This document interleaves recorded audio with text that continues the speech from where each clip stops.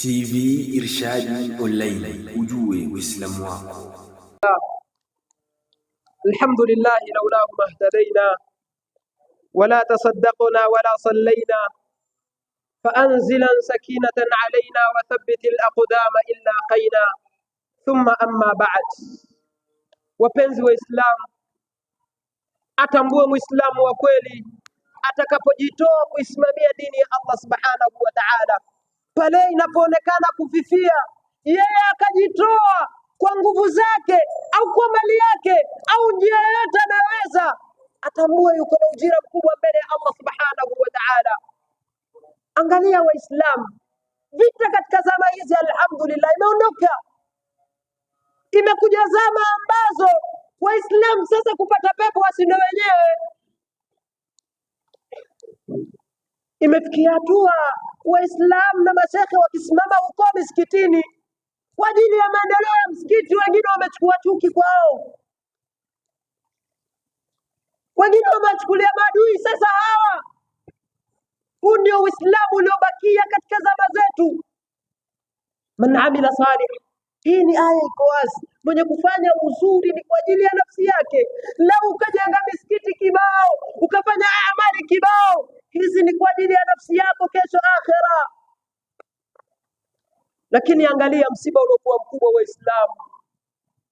Wazee, vijana, hata watoto, imekuwa ni ngumu kupewa huu urithi wa dini. Hatukatai watu kuwa maprofessors, hatukatai watu kuwa madaktari, na ndio vizuri tukapata madaktari wa Kiislamu. Je, unamsomesha udaktari, umemjenga namna ya kutumia katika njia ya haki huyu wewe? Umemjenga mwanao? Sawa, ni profesa atakuwa injinia mkubwa, umemjenga ile chembe chembe ya kumwogopa Allah katika maisha yake? Uislamu tunafahamu faida ya kutoa au kujitolea kwa njia yoyote katika maisha yako inakurudia wewe mwenyewe, kama ambavyo Rasulullah sallallahu alayhi wasallam akatushauri sisi, dawu marudhakum bisadaqa, waponyeni wagonjwa wenu, pateni tiba kupitia hizi sadaka. Kile unachokitoa ni mali au kujitolea katika njia ya kheri, kufanya wewe mwenyewe, yanakurudia wewe. Abdullah ibn Mubarak anaelezea ya kuwa alimwijilia mgonjwa, faqala lahu, akasema kumwambia, safaratil amrad 7 sinin, yamenisumbua mimi, umenisumbua ugonjwa huu. Kana yajri fi dami fi rukbatihi dam, yalikuwa magoti yake yanatoka damu. Akasema kumwambia, umenisumbua ugonjwa huu miaka 7, dawa nimechukua za kila aina na madaktari wote unawajua mimi nimewaendea, lakini sijapata chochote.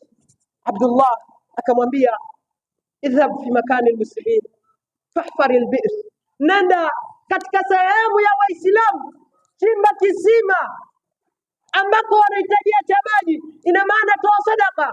Abdullah ibn Mubarak anasema, baada ya mtu huyu kufanya hivi, haikupita muda akanijia, anasema Allah subhanahu wa ta'ala ameniponesha.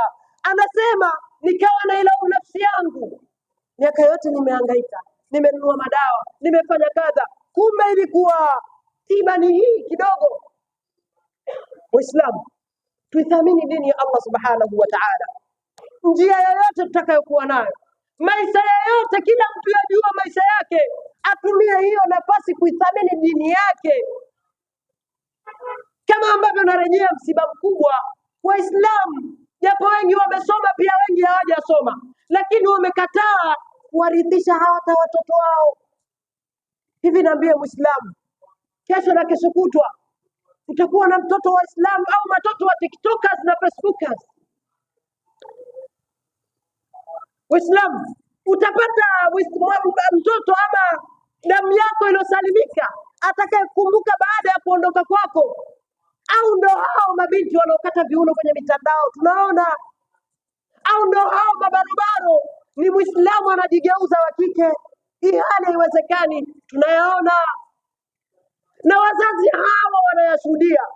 Ikiwa mtoto wako hutomlinda yule alokuzunguka kwa kumtetea na kumpa thamani, ajue dini ya Allah subhanahu wa ta'ala yatakutokea puani. Kama utashindwa kumzuia katika umri mdogo, kumpeleka madrasa, kumjulisha njia za kheri za shari, ukamkataza, hata akija kuwa mkubwa hutomzuia chochote, na hasa anapofikia wakati wa kusaidia, ni profesa huyo, ni daktari, wallahi hutomwambia chochote. Lakini angalia, kwa kumalizia, Waislamu imekuwa ni msiba mzito, naweza kusema hasa katika hili jiji letu la Tanga. Imekuwa ni changamoto kubwa watu kuichezea dini, wameshindwa sasa yale madhambi madogo madogo kiasi wanamuita tena Allah subhanahu wa ta'ala katika mambo yao. Haya matukio yako mengi, lakini moja kati ya tukio ambalo limetoka hivi juzi hapo Mabawa, sio mbali, mama mmoja ameomba talaka kwa mumewe, tena kwa nguvu, kisha baada ya talaka anaenda kufurahia na kufanya harusi na kufanya sherehe.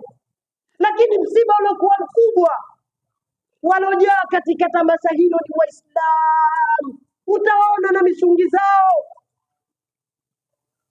wamejaa. Mama anaojiwa, kwa nini ulikubali kufanya hivi? Katika vyombo vya habari anaripoti, anasema nilimwambia mama hakuniruhusu. Nikamwambia mama, wewe kwa sababu nichangii chochote, basi niache mimi, nitafanya vile nataka. Mbele ya kauli ya mzazi unafanya vile unataka kwa kuwa una hela, Muislamu. Na lau kama haya hatutoyalinda mapema kabisa, ndiyo yanayokuja katika nyakati tulizokuwa nazo. Wazee hawa wanajua enzi zao za ujana na utoto, maisha waliokuwa nayo tofauti na sasa. Anabandika mabango mwanamama, anakuambia talaka ninayo na natamba nayo, hatuogopi kuachwa, tukiachwa tunaachika. Hawa ni watoto wa Kiislamu. Anaitwa Zainab Mwanakombo, Muislamu. Je, baba haoni haya? Mama hayaoni haya? Au yamefunikwa?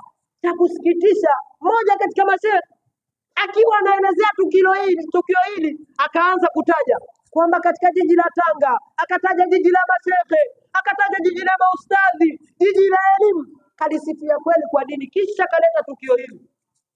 Hatumlaumu shekhe, tunajilaumu sisi wenyewe. Je, baada ya kuyaona tumechukia? Baada ya kuyasikia tumemwomba Allah nusura? Ila mata ayuha almuslimuna, mpaka lini Allah tutazidi, mpaka nini Waislamu tutazidi kuidogesha dini ya Allah subhanahu wa ta'ala? Na hawa ukiangalia wanaofanya ushenzi na uchafu, chimbuko lao wazazi hawakusimama kidete kuwapa malezi ya Allah subhanahu wa ta'ala. Ndio mwanao unamsomesha mpaka anapata elimu, baadaye kuambia baba huwezi kuniambia kitu tena, akikuongelea Kiingereza pale sebuleni ndio unacheka tu, unaweka wazi. Maashara almuslimin, kila mtu achunge nafasi yake katika kuilinda na kuithamini dini yake.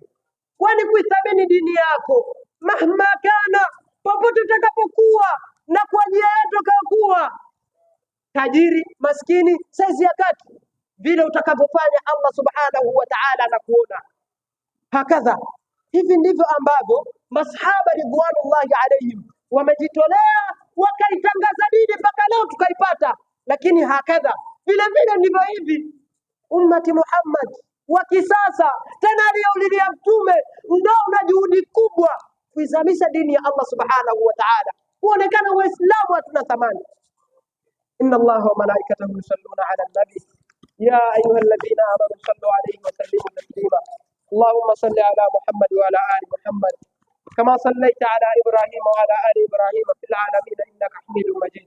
اللهم اغفر للمؤمنين والمؤمنات والمسلمين والمسلمات الأحياء منكم والأموات برحمتك يا قاضي الحاجات. اللهم انصرنا وانصر جميع المسلمين. اللهم انصر إخواننا في فلسطين. اللهم انصر إخواننا في فلسطين. اللهم انصر إخواننا في فلسطين. اللهم ثبت قلوبنا على دين الإسلام. اللهم ثبت قلوبنا على دين الإسلام. سبحان ربك رب العزة عما يصفون، والسلام على المرسلين. قوموا إلى صلاتكم يرحمني ويرحمكم الله. TV Irshad Online, ujue Uislamu wako.